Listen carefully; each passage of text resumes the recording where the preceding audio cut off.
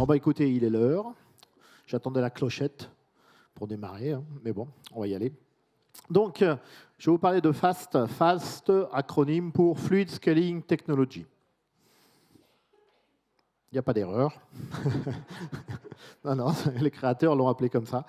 Donc voilà, Fluid Scaling Technology, et ils rajoutent For Agile. Et comme ça, FT, ça ne se prononce pas, ils ont appelé ça FAST. C'est pas bête. Donc, moi qui étais là à la première édition d'Agile Grenoble, je sais qu'on peut remercier les sponsors depuis un certain nombre d'années parce qu'ils permettent d'avoir vraiment une conférence d'une qualité plutôt très très bonne à un tarif quand même très très bas.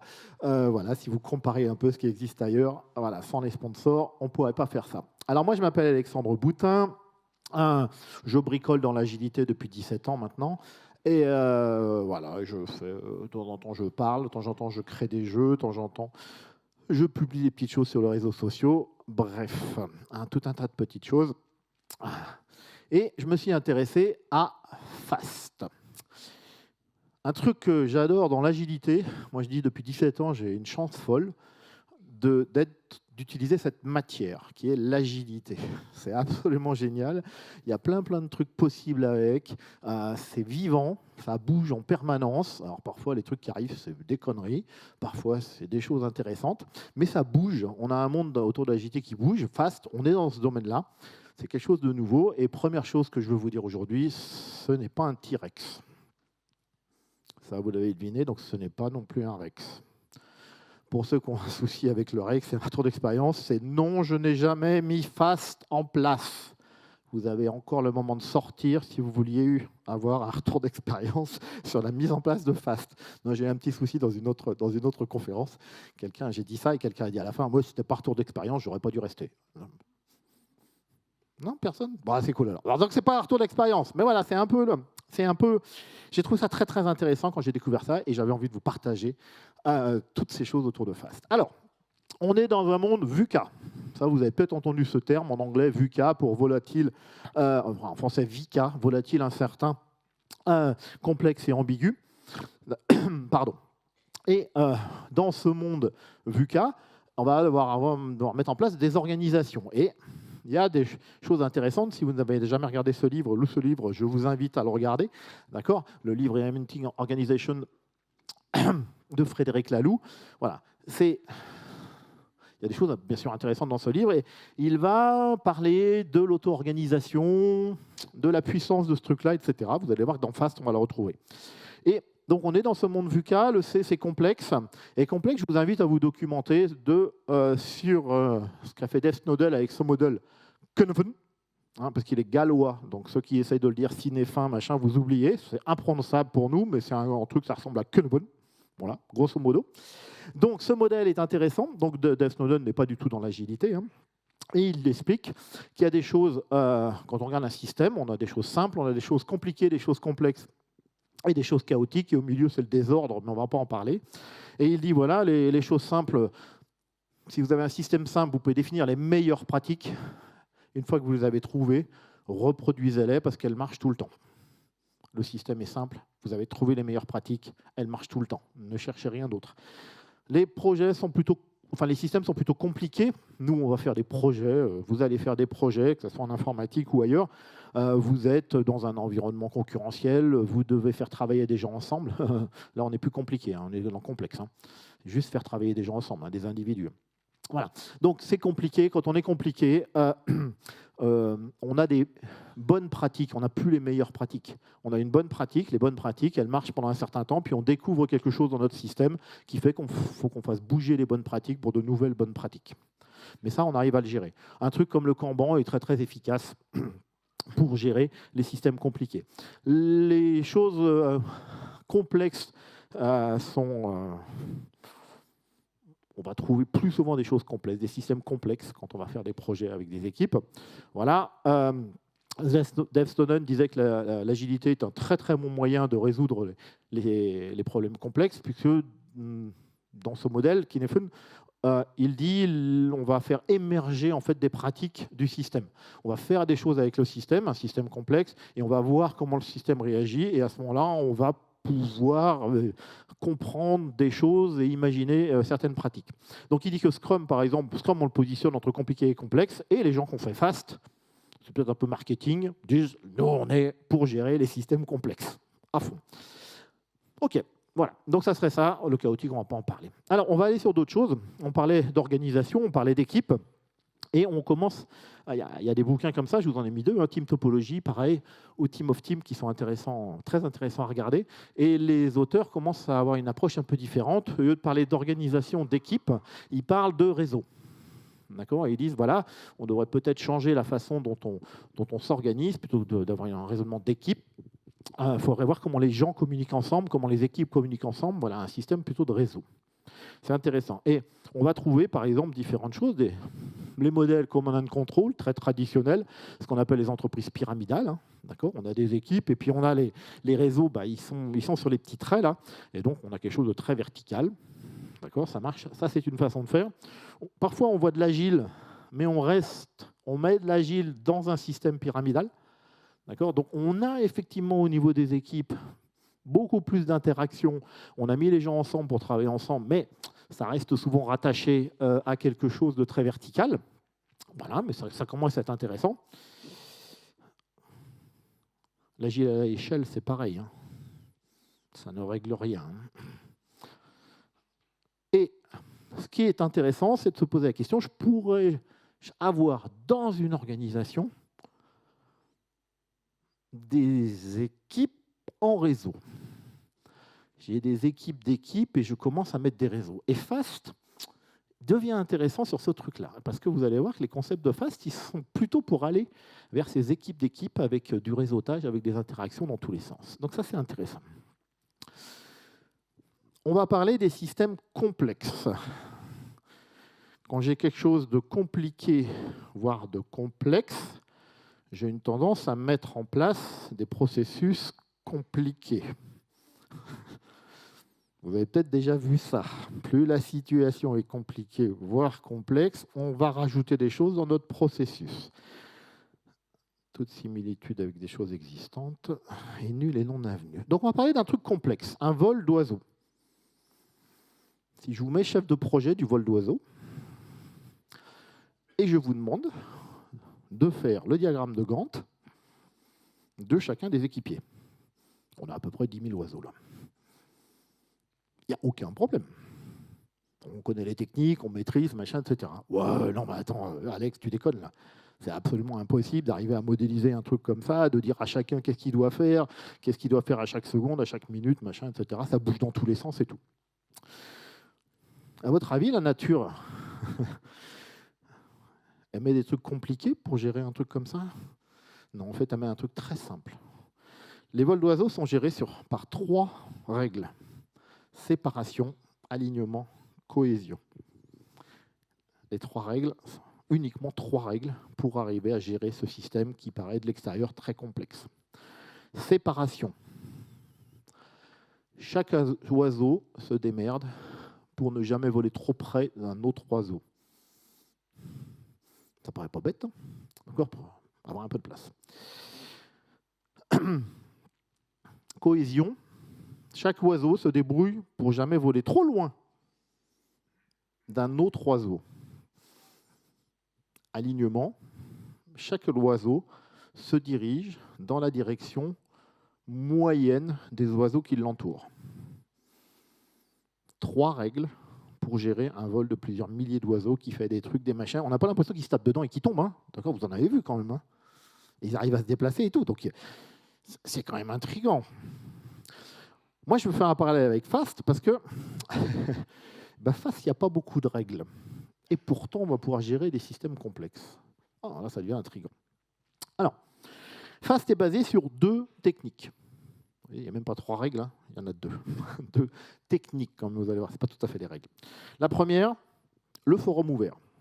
Open Space Technology, je reviendrai là-dessus. Première règle. Première technique, pardon. Deuxième technique, Open Allocation. Alors, à titre personnel, j'ai pratiqué les 2 déjà, pas dans le cadre Fast, mais dans d'autres cadres. Pas forcément les 2 en même temps, alors que Fast dit qu'il faut faire les 2 en même temps. Donc, on va regarder un petit peu ce que ça veut dire. Peut-être vous êtes familier de ces techniques, peut-être pas. Donc, on va regarder un petit peu ce que c'est que l'Open Space Technology. Open Space Technology, pour ceux qui sont là vendredi, c'est le format d'organisation de la journée de vendredi à Agile Grenoble. C'est-à-dire, on va réunir des personnes et en fait, ils vont s'auto-organiser. Rappelez-vous le livre de Frédéric Laloux, l'auto-organisation comme quelque chose de très très fort, au niveau des équipes et même plus largement. Donc, on réunit les personnes et on leur dit, OK, décidez, c'est une conférence, donc il y a un programme, mais décidez ensemble quel programme vous avez envie de faire, de voir, de participer, enfin, je ne sais pas quel est le bon verbe, quel programme vous avez envie de définir aujourd'hui. Le programme qui vous convient à vous. Ici, vous arrivez aujourd'hui à Agile Grenoble, certains d'entre vous sûrement dans un mode consommateur, et il n'y a absolument pas de choses négatives. On vous a préparé un programme, vous choisissez, c'est cool, quoi. Est-ce que le programme vous correspond? Bon, la chance à Agile Grenoble, il y a 9 tracks en parallèle.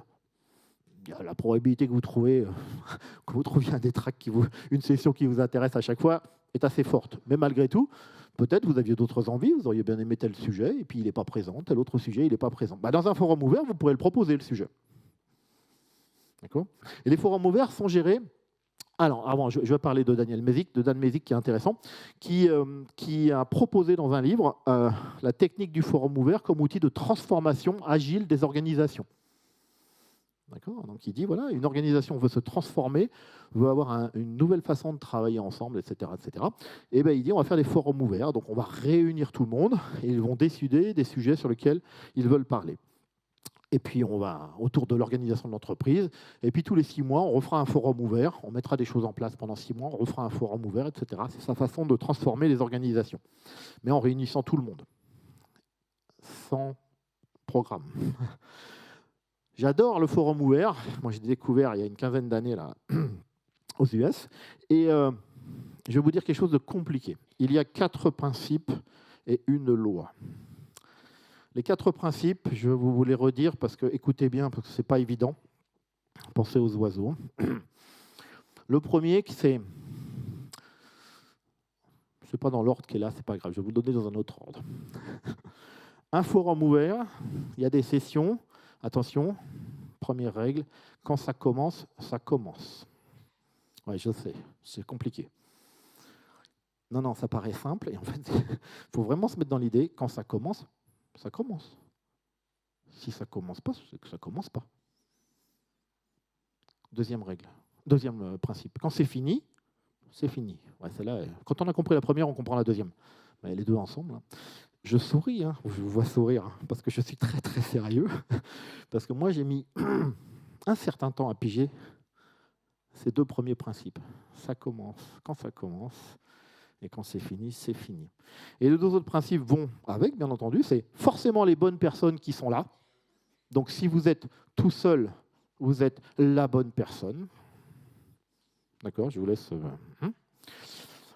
Si vous êtes 2, ce sont donc les 2 bonnes personnes. Si vous êtes 50, ce sont les 50 bonnes personnes. Et la dernière règle, qui est, il se passera forcément la meilleure chose qui puisse se passer. Donc j'ai mes 4 règles. Ça commence, quand c'est fini, c'est forcément les bonnes personnes, et il se passe la meilleure chose possible. Ça fait sourire en général, les gens qui ne connaissent pas le forum ouvert, ils font... C'est débile ton truc. Enfin, bon, bref. Et ouais, vivez-le un jour, et vous verrez que c'est vraiment ça commence, voilà. C'est vraiment des principes. Et la règle, et la loi des 2 pieds. Dans un forum ouvert, si à un moment donné, vous n'apprenez plus, vous ne contribuez plus, vous avez 2 pieds, servez-vous-en. Et allez voir ailleurs. Ça, on a des protocoles de politesse. Ça vous est déjà arrivé, moi ça m'est arrivé, je rentre dans une session, au bout de 5 minutes, je fais « Eh merde, qu'est-ce que je fous là? J'avais lu le descriptif, mais ça ne correspond pas à ce que j'avais imaginé, etc. » Et on reste. Parce qu'on a des protocoles de politesse. C'est vrai, hein? Vous, peut-être pas, vous n'êtes peut-être pas très poli, mais moi, je reste.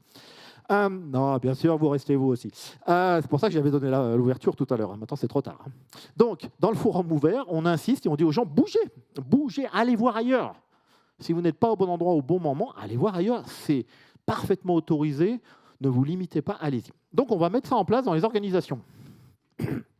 Avec FAST. Ouais, vous commencez, peut-être certains commencent à voir peut-être des difficultés. Mais on va se baser là-dessus. Alors, Open Allocation. Peut-être vous connaissez la loi de Conway.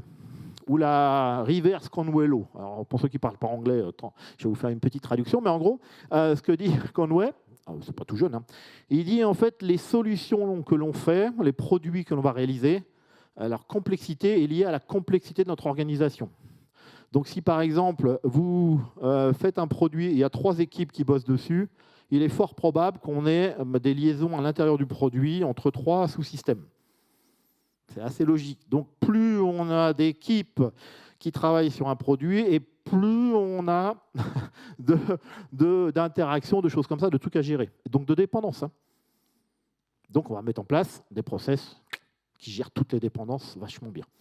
Et on rajoute de la complexité, en fait, dans le process. Non, on pourrait imaginer autrement, et c'est Fast est là-dessus, l'open allocation, et dit, bah, écoutez, c'est pour ça que c'est la loi de Conway reverse, opposée, qui dit « Et si je n'avais plus d'équipe fixe ?» Elle ne marche plus, la loi de Conway, puisque la complexité de mon produit est liée à mes équipes qui travaillent dessus.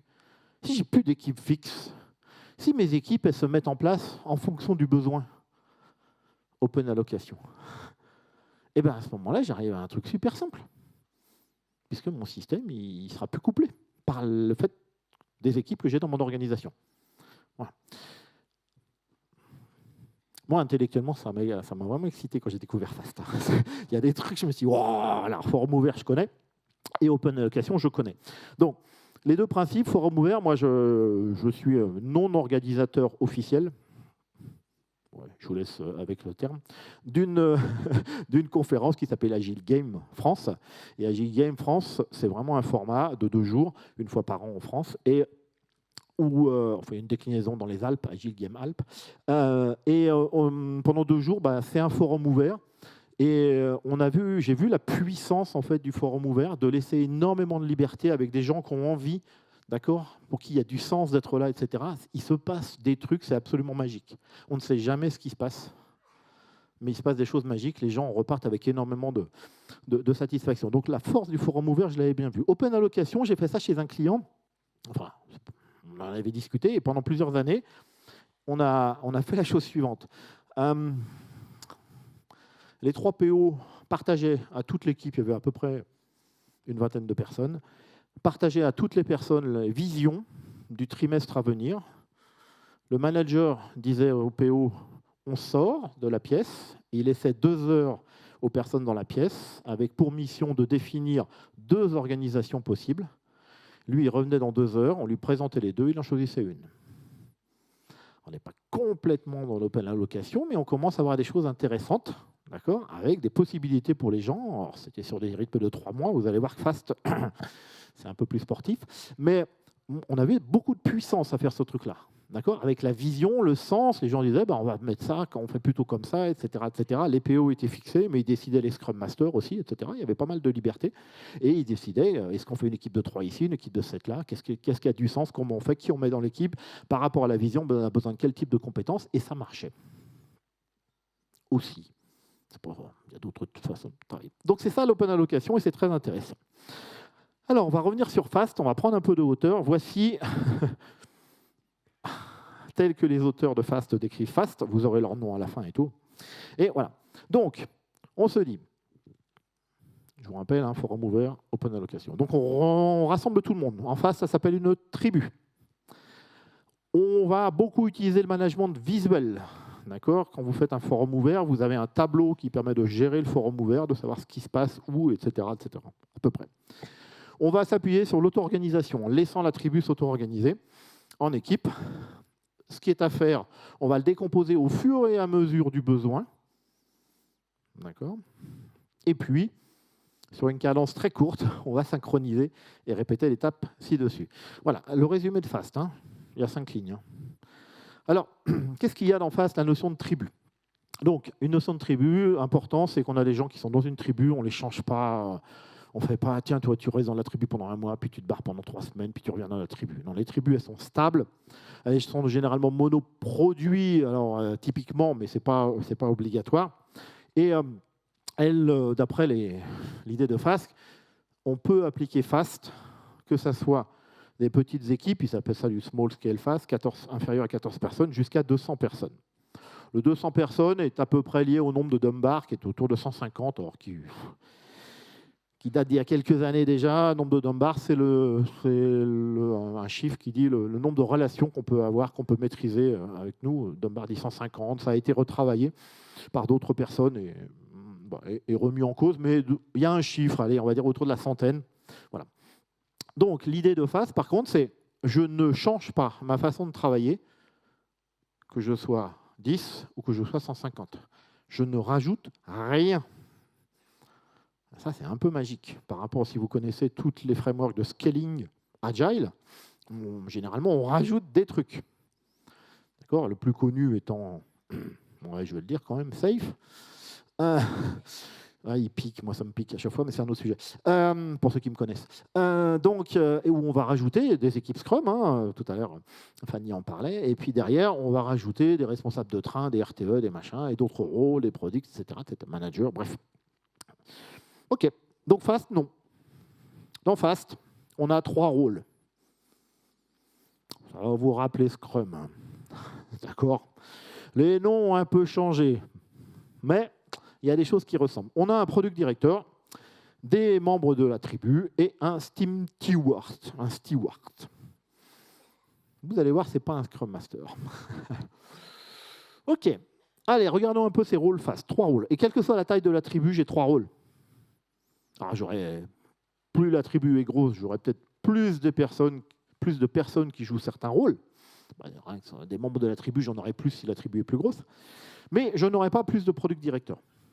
J'ai un product director, qui est un rôle nettement plus puissant qu'un product owner. Pour ceux qui connaissent le rôle de product owner, c'est encore plus puissant, puisqu'on va non seulement lui demander de donner la direction, parler de la vision, et avoir du leadership effectivement sur le produit ou peut-être les produits qu'on réalise, et on va vraiment aussi lui demander d'être un leader humain.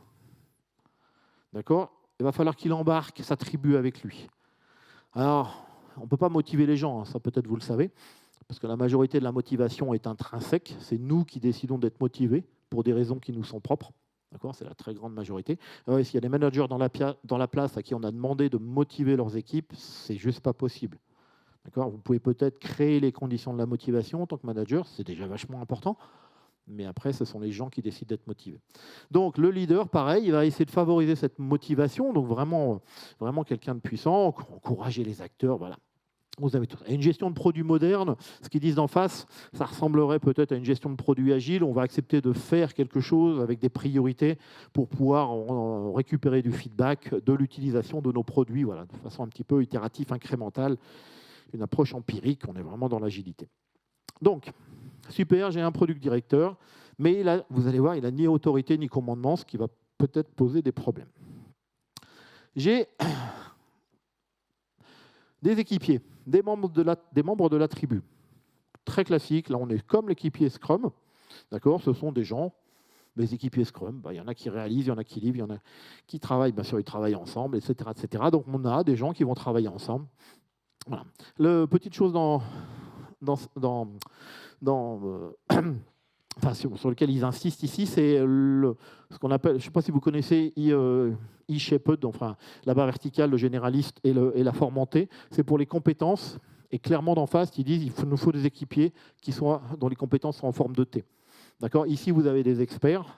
D'accord ? Ici, vous avez vraiment des généralistes, mais experts en rien. Et là, ce qu'on aimerait bien avec la formentée, c'est des gens qui savent toucher à 2-3 trucs, d'accord, mais qui restent malgré tout avec un bon niveau d'expertise. J'espère que vous n'êtes pas confrontés à ça chez vous, mais par exemple, moi j'ai vu des équipes, il y a des développeurs et des testeurs, ça c'est des expertises, et les développeurs ne savent pas lancer les tests. Et ça gêne personne.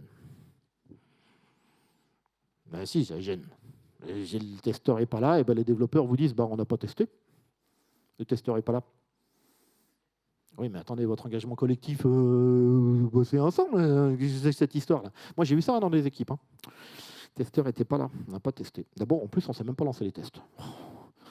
Bon, alors peut-être on pourrait avoir une petite formation. Le développeur, il est expert en développement, mais on pourrait avoir une petite formation sur comment lancer les tests.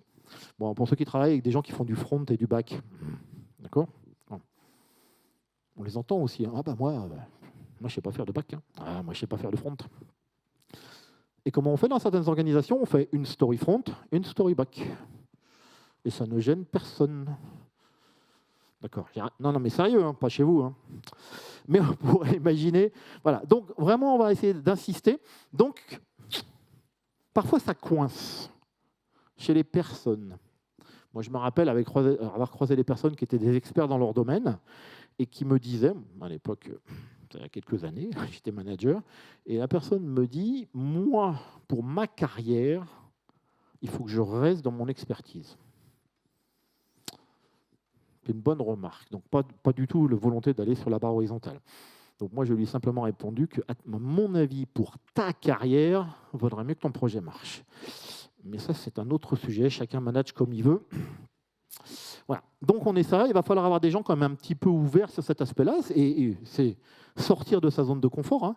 Quand on est en I, qu'on est parfaitement expert et qu'il faut aller voir sur un truc qui n'est pas exactement notre compétence, ça va peut-être secouer un peu. Ce n'est pas forcément facile. On va peut-être se planter. Voilà. Mais c'est ça l'idée quand même dans FAST. Je reviendrai même là-dessus à la fin, on va beaucoup insister sur les membres de la tribu pour qu'ils développent cette compétence en T. Et j'ai mon steward qui ressemblerait à un Scrum Master. Oui, quoique. Donc, le steward en FAST, il est un leader naturel. D'accord ? Jusque-là, tout va bien, ça va ressembler au Scrum Master. Pour un travail donné, vous allez dire qu'il n'est pas Scrum Master tout le temps? Non. Il y a une émergence du steward de façon dynamique dans FAST. Donc c'est là qu'on voit que ce n'est plus du tout la même chose que le rôle de Scrum Master. Vous allez voir comment ça émerge. Hein. Et bien sûr, il va avoir comme le rôle de Scrum Master faciliter la production. Voilà. Dans FAST, il rajoute aussi une autre notion de steward, qui est le feature steward, pour que, et là vous voyez qu'on mixe un aspect facilitation-animation avec un aspect fonctionnel. Donc on pourrait avoir un team steward qui connaît mieux une partie fonctionnelle de son produit. D'accord ? Donc il serait un peu on pourrait aller plus naturellement vers lui, une sorte de leadership en termes fonctionnels. Donc voilà, mes 3 rôles, mon team steward, mon product directeur et mes membres de la tribu. On va avoir des artefacts en FAST. Il y en a 4. L'idée de FAST est toute simple. J'ai une tribu, elle fait des trucs. De quoi elle a besoin, ma tribu? Elle a besoin d'identifier le travail, de suivre le flux de production de valeur, le travail que l'on fait, et elle a besoin de travailler ensemble. Pour ça, on va s'appuyer sur 4 pratiques. Les 2 premières sont liées à identifier le travail, c'est Product Map et Discovery Tree. Alors ça a changé de nom, ça s'appelait à l'origine Opportunity Map. D'ailleurs, il y a une session là-bas où il y a un retour d'expérience sur une Opportunity Map. Opportunity Map Tree, maintenant ils l'ont appelé ça Product Map, Discovery Tree. De l'autre côté, on va avoir une Marketplace Board. Donc là, on est vraiment dans le forum ouvert. On utilise une place de marché où on va mettre les choses, les sessions que les gens ont envie de faire dans ce forum ouvert. Et on va avoir des accords de tribu qui vont ressembler à des règles d'équipe. Alors, les 2 premiers, on va aller sur le Product Map. Pour ceux qui connaissent peut-être le Story Mapping, le Product Map est présenté comme une extension. C'est-à-dire, en fait, c'est un truc qui part d'un peu plus haut, d'accord ? Ça, c'est la photo officielle qui est dans le guide FAST. Et on va peut-être pas tellement regarder que les usages ici, mais on va peut-être regarder des objectifs business, des initiatives. Vous voyez, toute la liste qui est là, c'est dans FAST. Donc, je ne l'ai pas pratiqué, hein, vous avez suivi. Hein. Pas encore, je n'ai pas eu l'occasion. Moi, ça m'intriguerait ce genre de choses, mais je n'ai pas trouvé le contexte pour l'instant pour le faire. Mais donc, c'est assez haut niveau et on va essayer d'avoir sur le même tableau toutes les informations de mon produit. L'idée du management visuel aussi, c'est d'aligner les énergies.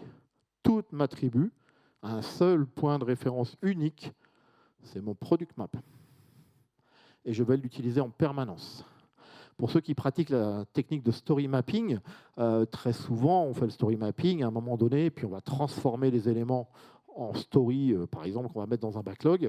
Et souvent, le story mapping, il n'est plus utilisé. Une fois qu'on a transféré les éléments du story mapping dans le product backlog, on va vivre avec le product backlog.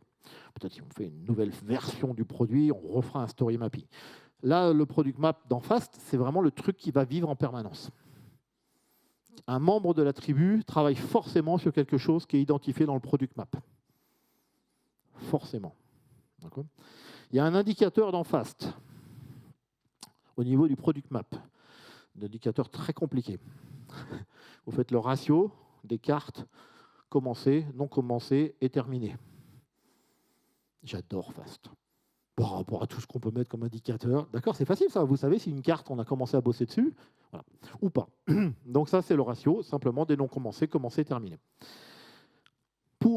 À ce niveau-là, on a des choses même en haut, peut-être de très haut niveau, même en dessous, ça reste d'assez haut niveau. Pour découvrir le travail qu'on a à faire, on va faire un discovery tree. Donc discovery tree, on va prendre une carte du product map, d'accord, et on va décomposer le travail qui est à faire. On va trouver dedans peut-être des travaux fonctionnels, des travaux techniques, etc. Ce discovery tree, bien sûr, on le descend au fur et à mesure qu'on le produit. On ne fait pas le discovery tree de tout le produit dans les 3 premiers jours, ça n'a aucun sens. On est très dynamique en FAST, donc on va simplement décomposer avec, pareil, un indicateur de suivi très très compliqué. Quand une feuille est terminée, on barre, et si on a barré une feuille, toutes les sous-feuilles, on les met à la poubelle parce qu'on n'en a plus besoin. Parce que le document de référence, c'est le product map, pas le discovery tree. Le discovery tree est un outil de travail pour la tribu, pour savoir ce qui est à faire. Voilà. Donc, on a un certain nombre de choses. Donc, moi, j'aime beaucoup, et là, je vous ai mis une petite phrase de Woody Zull, là, qui est un spécialiste du mob programming. Voilà. Et c'est vraiment cette idée. On trouve le travail à faire en fonction du travail que l'on fait, quoi. Donc, ça ne sert à rien d'avoir un discovery tree à l'avance avec plein de trucs, quoi. Et vous allez voir, les cycles fast, ils sont super courts. Quelques jours. Donc, vous n'avez pas besoin de prendre beaucoup d'avance. Bien sûr, tous ceux qui me disent « mais mes plannings, mais mes roadmaps, mais mon budget », ce n'est pas traité dans FAST. Ce sont des vraies questions, d'accord, mais voilà. On est vraiment orienté sur les valeurs. Alors, le Marketplace Board, je l'adore. Comment on peut faire un truc qui vient du Discovery Tree? D'accord, on a été dans le Product Map, on a décomposé au niveau du Product Map, puis on a pris un élément du Product Map pour faire un Discovery Tree pour identifier tout le travail qui est à faire là-dessus. Et quand on pense qu'il faut faire quelque chose, il y a quelqu'un qui prend le post-it du Discovery Tree, qui le met dans le Marketplace. En faisant ça, il est steward et il faut qu'il donne envie à des membres de la tribu de venir travailler sur son élément. Si personne ne vient, il n'est pas steward et l'élément est remis dans le Discovery Tree. Je vous rappelle, Open Allocation. Je vais travailler sur ce que je veux travailler. Donc on a intérêt à avoir des stewards avec du leadership qui vont donner envie de travailler sur leur truc. Ça, si personne ne vient. Pour éviter qu'il y ait trop de sujets, on met une limite de WIP, alors Working Progress, pour ceux qui font du Kanban, c'est le nombre de cartes. Là, on met une limite de WIP verticale. On va autoriser qu'un nombre maximum d'équipes, avec obligation pour chaque membre de la tribu d'être dans une équipe. Il y a quand même quelques règles. D'accord ? Vous n'avez pas le droit de rien foutre. D'accord ? Il faut pas ça se voit, mais vous devez être dans une équipe. Donc après, au bout d'un moment, quand les équipes commencent à se construire et s'il n'y a plus de place pour proposer votre sujet, être le steward de votre sujet, ben vous allez dire, moi je vais contribuer à tel aspect. Moi j'adore voir ça. À l'Open Allocation, je l'ai vu un peu, des choses, pas à ce mode-là, mais pour moi, il n'y a pas de raison que ça ne marche pas, quoi. Et là, vous voyez que le Steam Steward est complètement différent d'un Scrum Master. Il a ce côté embarquer les gens avec lui, arriver à donner du sens. Donc voilà. Donc ce tableau, il va se remplir et on va limiter le nombre de colonnes pour limiter le nombre de tâches. Et puis, on a besoin, pour travailler ensemble, de règles d'équipe. Dans FAST, ils vous disent, peut-être réfléchissez à comment on prend des décisions dans la tribu, comment on résout les conflits dans la tribu, comment on change les accords de tribu, où sont les accords. Voilà, donc voilà, c'est un document vivant, etc. On a ça dans, par exemple, c'est pas vraiment dans Scrum, mais dans l'agilité, il y a beaucoup d'équipes qui ont ce qu'on appelle des règles d'équipe, qui décrivent un certain nombre de choses. Et puis, si on met du Scrum en place, on dit à quelle heure et à quel jour on fait les réunions, etc. Ça donne aussi du cadre. Voilà, donc on peut utiliser aussi, si jamais vous ne connaissez pas, un truc qui s'appelle le Team Canvas, qui est assez sympa, qui permet de poser des choses sur une tribu. FAST vous dit quelque chose d'important, enfin, auquel je crois. Faites gaffe à la bureaucratie. Le but, ce n'est pas d'avoir des accords de tribu énormes, etc., puisqu'il faut laisser... Voilà, on va plutôt faire confiance aux gens dans ce principe. Bien. Donc j'ai mes 4 artefacts, Product Map, Discovery Tree, Marketplace Board et mes accords de tribu. Ok, ça me suffit pour faire fonctionner la tribu. Et puis, il faut que je rajoute la réunion FAST. Il y en a une. Ok, on fait plusieurs trucs dedans. D'accord. C'est un petit peu une arnaque de la part des créateurs. Ok, en fait, il y a une réunion, mais on fait 3 trucs. On va fermer un cycle de valeur, on va ouvrir un cycle de valeur et on va faire l'émergence des équipes et du travail. Donc voilà. Cette réunion FAST est animée par le Product Director. Vous voyez qu'il a un rôle un peu différent aussi. Il va animer cette réunion. Cette réunion, donc, est basée sur un cycle de valeur. En FAST, un cycle de valeur, c'est 2 ou 3 jours. Qui décide de la durée? La tribu. Comment? C'est à eux de le dire. Hein. Quand ils vont ouvrir un nouveau cycle de valeur, ils disent on bosse ensemble pour 2 jours. Ouais, 2 jours, terminé. Ah oui, vous faites un vote à main levée, vous faites ce que vous voulez, je m'en fous. Mais je vois bien ça. Je vois bien un truc bien efficace. Alors, combien de temps pour le cycle de valeur? 2 jours. Oui. En avant, c'est parti. Vous le sentez, ça? Vous sentez ce genre de truc, que ça peut marcher? Alors, ce n'est pas un sprint Scrum. Ça ressemble. Ça pourrait ressembler. C'est un cycle court, etc. En fait, c'est très très court. Il n'y a bien sûr pas d'engagement qui est pris. Et vous allez voir que la fin d'un cycle de valeur n'est pas tout à fait comme dans Scrum. Bon, ok. Donc, j'ai ma réunion FAST qui va me permettre de faire la fin d'un cycle de valeur et le début du cycle de valeur suivante. Alors, la fin du cycle de valeur, c'est... Voilà. On met à jour, par exemple, le Discovery Tree. Si une tâche a été finie, très compliqué, on barre. Ouais, je sais, c'est technique, mais... Non, par rapport à ceux qui voudraient utiliser Jira pour faire les calculs de vélocité. Pas chez vous, d'accord. Non, j'arrête. Ou pas. Non, on a besoin d'un outil comme Jira pour faire des courbes. Ou un autre. Bref, donc là, fermeture du cycle de valeur. Le principe de show and tell. Donc, qui, dans la tribu, a un truc à partager? Donc c'est là une différence par rapport à Scrum. On n'est pas du tout obligé de partager. Si votre travail, c'était de faire une revue de code sur un truc pendant 2 jours, on s'en fout même de dire que vous l'avez fait. Quoi. Vous avez barré le truc dans l'opportunity et puis c'est réglé. Quoi. Vous n'avez rien à partager. Ça n'intéresse personne. Voilà, vous l'avez fait, c'est bien, machin. Ok, c'est quoi la suite? Par contre, des fois, ça peut être intéressant. Si vous avez découvert quelque chose, vous aviez une carte, etc., vous avez une équipe qui a découvert un truc, c'est intéressant de partager, on partage.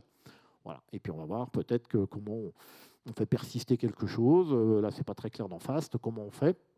Mais voilà, on peut imaginer. Mais on partage. Donc voilà, la démo est complètement optionnelle par rapport à des pratiques Scrum, hein, pour ceux qui connaissent, où cette démo arrive un peu systématiquement. Là, ben voilà, si ça a du sens. Ok, donc voilà. L'idée quand même du show and tell, c'est de mettre en exergue la valeur produite. Hein. FAST est complètement basé sur la production de valeur. D'accord, donc on fait des choses, on avance, etc. On contribue au product map. Voilà. Et simplement, on décide que le cycle de valeur est fermé et on remet le marketplace board à 0. Si quelque chose n'a pas été fait, il va falloir qu'un nouveau steward propose le sujet et trouve des gens pour travailler dessus. Ça peut être les mêmes qu'avant, hein, sur un nouveau cycle de valeur, ou pas. Ou pas, il n'y a aucune obligation. Bon, ok, j'ai fermé le cycle de valeur, c'est bon. Je vais ouvrir le cycle de valeur suivant. C'est le moment où le product directeur il va faire du leadership, métier. Il va réexpliquer la vision. Voici où on voudrait aller, machin, ça serait bien. Dans le produit map, il y a ça. On aurait envie, d'ici quelques mois, d'avoir ces éléments-là dans le produit. Ça serait chouette, etc. etc. D'accord? Là, il faut qu'il bosse. Hein. On peut utiliser le product map. La difficulté, c'est quand on va choisir les sujets, eh ben, on n'est absolument pas obligé d'écouter le product directeur. Puisque de toute façon, on est en open allocation. Et on est en forum ouvert. Donc on travaille sur ce qu'on veut travailler, on contribue au product map via le Discovery Tree, hein, d'accord, il y a un lien, hein, je ne fais pas n'importe quoi, il faut que ça vienne de quelque part. Quoi. Il faut que je trouve des gens qui ont envie de travailler dessus. Voilà, donc on a besoin d'un product director assez fort qui va peut-être donner vraiment une vision pour inciter les gens à aller dans le sens. Moi, je suis convaincu que ça marche à partir du moment où on a fait l'effort de donner du sens. D'accord ? Les gens savent à quoi ils contribuent, ils voient des choses, il y a une dynamique assez rapide dans FAST, ces cycles de valeur de 2 jours, 3 jours, etc., etc. Donc on avance, on crante, on crante, on crante. Et moi, je pense qu'il y a une vertu positive, peut-être un risque d'en face, même à chercher à aller trop vite, à se brûler les ailes, mais ça c'est autre chose. Donc voilà, et on choisit la durée du cycle de valeur. Et bien sûr, ah non, pardon. Et oui, c'est là qu'on met le market board en place, marketplace board en place, puisque c'est là qu'on va prendre les choses, etc. Il y a une question sur laquelle il n'y a pas de réponse dans le guide FAST, qui est combien de temps dure la réunion FAST. Moi, je vois bien un truc d'1 heure. Ouais, même à 50 personnes. Bah ouais. Hop, vous prenez un truc sur l'opportunity, vous le mettez sur le market board. Bah, j'ai envie de faire ça. Ouais, j'arrive, tac, tac, tac, tac. Dès que je suis dans une équipe, hop, on part bosser. Terminé. Mais on ne sait jamais qui fait quoi. Non, pas en détail, mais on s'en fout. On sait qu'il travaille sur quelque chose qui vient de l'opportunity. L'opportunity est relié au product map.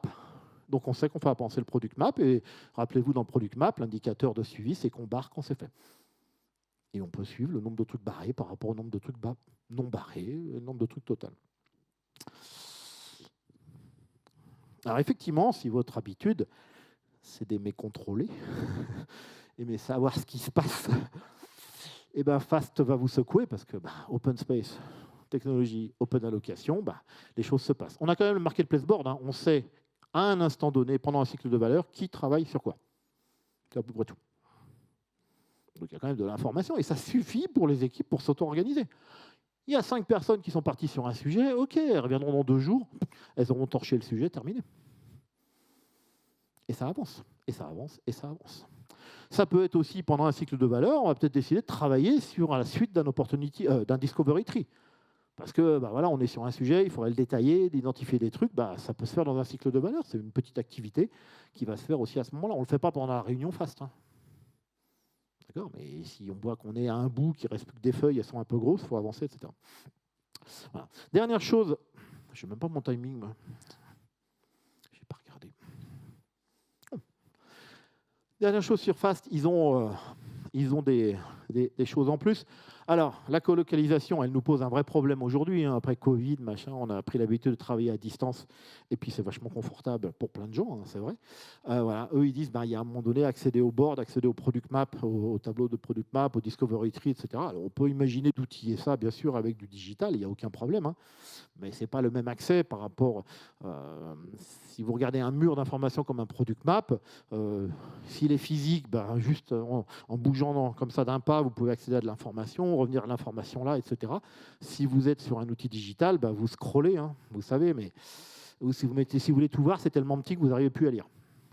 Donc il y a un avantage, et puis il y a aussi des inconvénients, c'est l'appréhension du boulot global, et rappelez-vous, en FAST, c'est le product map qui décrit tout ce qu'il y a dans le produit et tout ce qu'on va faire. Voilà, donc la colocalisation, l'accès au tableau, bien sûr. Ils insistent pour dire que c'est probablement pas pour tout le monde. D'accord, peut-être des gens, ce mode vraiment ouvert, open space, open allocation, peut-être ça les mettrait trop à risque, enfin voilà, par rapport à la sécurité psychologique qu'on sait nécessaire pour les personnes, pour bien travailler sur un projet, pour que le projet réussisse. Il y a des gens, voilà. Mais après, vous savez, on a dit aussi, il y a des gens qui ne sont pas faits pour l'agile. On n'a jamais eu vraiment d'études, jamais de chiffres.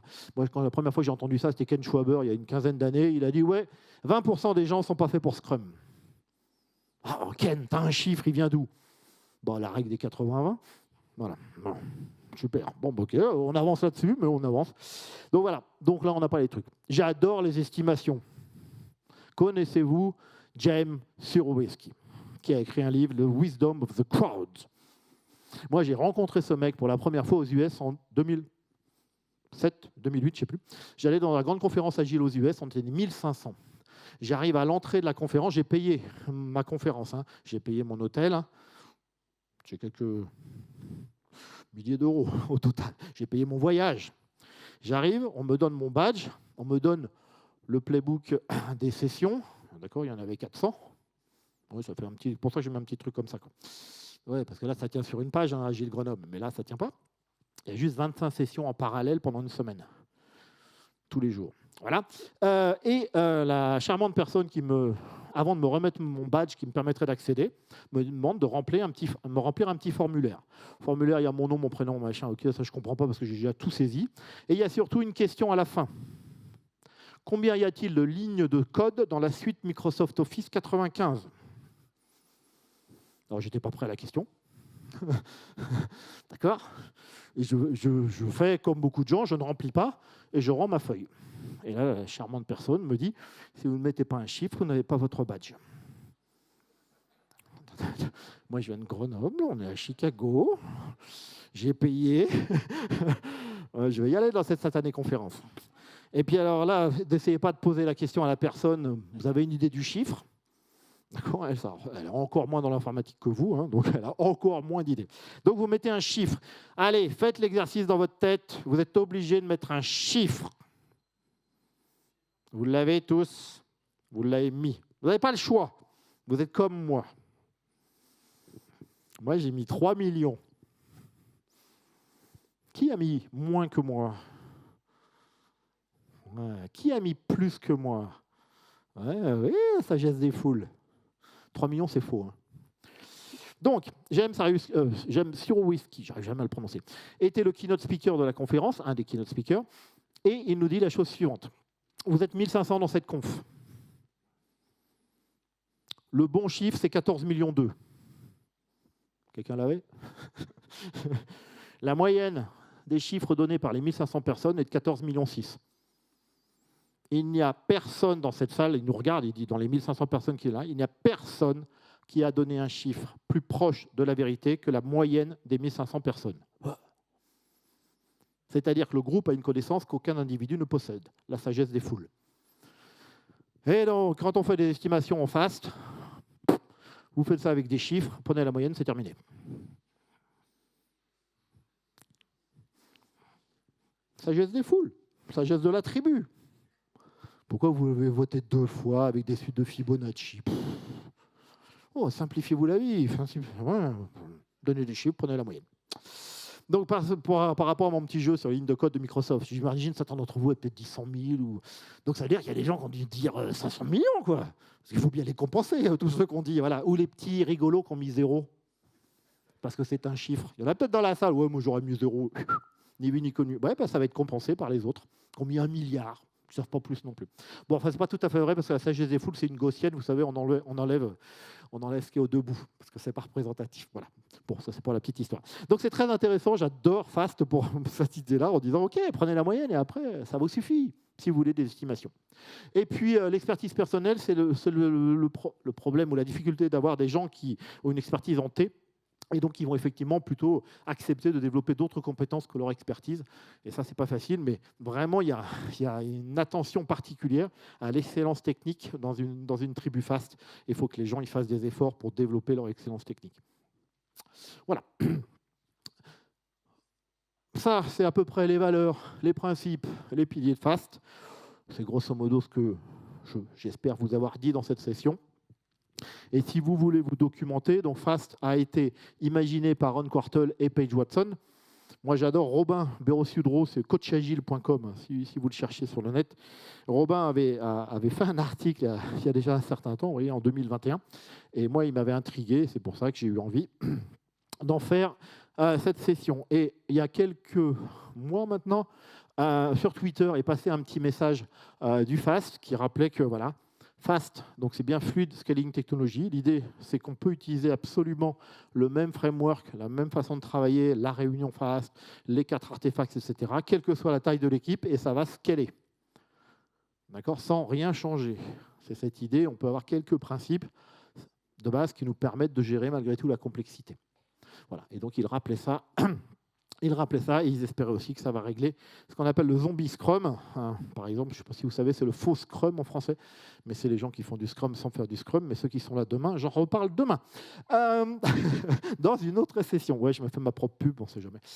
Et bien voilà, moi je suis au bout. Timing, c'est quoi, Elise, tu sais? Je suis censé arrêter à quelle heure, moi? C'est fini.